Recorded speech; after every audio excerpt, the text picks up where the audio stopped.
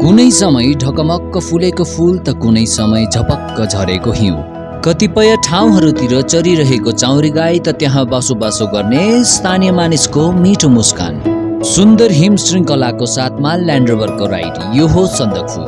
अप्रेल महिनाको घडीमा सन्दकफूको भूमिमा चारैतिर झपक्क रङबिरङका भिन्न भिन्न प्रजातिका गुराँसहरू झपक्क फुलेको देख्न सक्छौ। त्यसै गरी केही दिन अघि मात्र झपक्क हिउँ झरेर यहाँका दृश्य भने हेर्ने लायकको बनेको थियो। सन्दकफू, जसको अर्थ हो साधु सन्त आएर ध्यान गर्ने जग्गा। श्रद्धालुहरू माइखोलाको शिरमा पर्ने यो सन्दकफूमा अवस्थित मन्दिरको दर्शन लिन भने सालेनी थोरै मात्रामा भए पनि घुइँचो लाग्ने गर्दछ। उसै गरी सालेनी ट्रेकर्स अनि ट्राभलर्सहरूको त यहाँ घुइँचो त गजबको नै देख्न पाइन्छ। कुरो त्यति मात्र कहाँ हो र यहाँबाट देखिने ल्यान्डस्केप अनि मनमोहक दृश्य, त्यसैको साथमा सूर्योदय अनि सूर्य अस्तको त के कुरा गर्नु।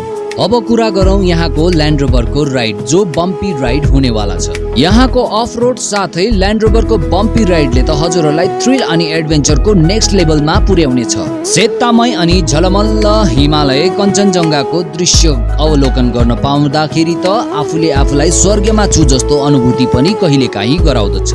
हिमालय कञ्चनजङ्घालाई झट्ट हेर्दाखेरि मानिस सुतिरहेको जस्तो आकृति देखिनको कारणले गर्दा पनि कतिपय मानिसहरूले यसलाई स्लिपिङ बुद्ध भन्ने गर्दछ, त कतिपय मानिसहरूले यसलाई कुम्भकर्ण पनि भन्ने गर्दछ।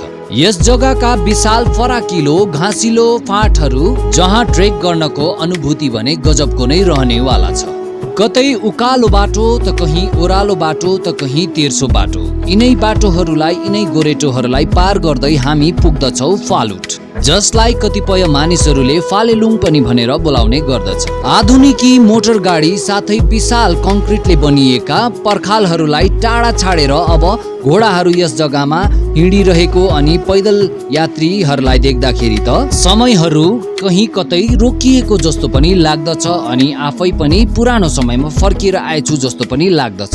तर फेरि समयमा अचानक ल्यान्ड रोभरको आवाज सुन्दाखेरि अनि ल्यान्ड रोभर यस जग्गामा गुडेको देख्दाखेरि पनि फेरि अनौठो विचित्र महसुस हुँदछ। यस ट्रेकको ट्रेलले भारत अनि नेपाल सीमा साझा गर्दछ। घरि हामी नेपाल सीमामा हिँडिरहेको हुन्छौँ त घरि भारत सीमामा। सुनसान अनि प्राकृतिक परिवेश, जहाँ न कुनै मानिसको भिड न त कुनै सहर अनि मोटर गाडीको नै कोलाहल देख्न पाइन्छ, त केवल चौरी गोठहरू जसले धेरै लामो समयदेखि हामीलाई नै कुरेर बसिरहेको जस्तो पनि लाग्दछ। चौरी गोठबाट देखिने सुन्दर दृश्य अनि वरिपरि घाँसिलो मैदानमा चरिरहेको चौरी गाईको मिठो अनि ताजा दुध खान पाउन र साथै यसलाई पचाउन भने अलि हम्मे नै पर्छ हामी साधारण व्यक्तिलाई। किनभने चौरी गाईको दुधमा साधारण गाईको दुध हेरी यसमा प्रोटिनको मात्रा भने धेरै बढी हुने गर्दछ।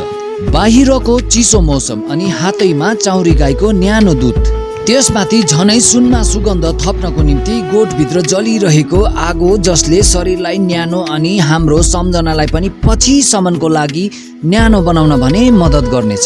जुन कुरालाई आउने दिनमा सम्झिएर एउटा मिठो सम्झनाको याद गरेको जस्तै हुनेछ र यी कथाहरू हामीले अन्य सन्दकफू फालुट नघुम्ने व्यक्तिहरूलाई पनि सुनाउन सक्छौँ।